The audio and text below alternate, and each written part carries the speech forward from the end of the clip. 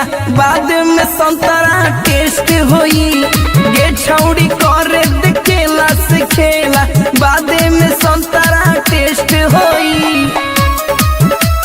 बाद में संतरा टेस्ट होई। तारक डिजिटल रिकॉर्डिंग स्टूडियो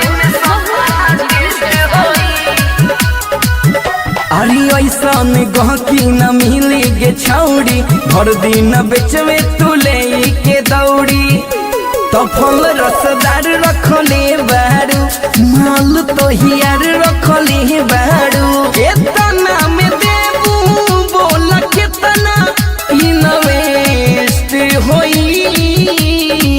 केतना में देबू बोल केतना इन्वेस्ट होई।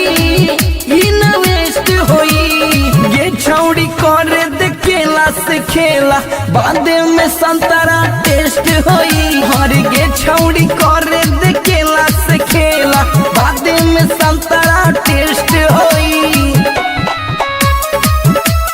बाद में संतरा टेस्ट होई।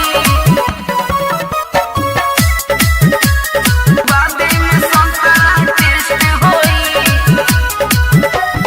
हम दुगो रखले बाड़ू इतना सुनर एगो जे छुअनी तो कहलू छुनर। कि तनिका सवाद चिखा दहो सौरभ के मूड बना दहो। रेट बताओ बॉबी कितना परफेक्ट होई। रेट बताओ बॉबी कितना परफेक्ट होई।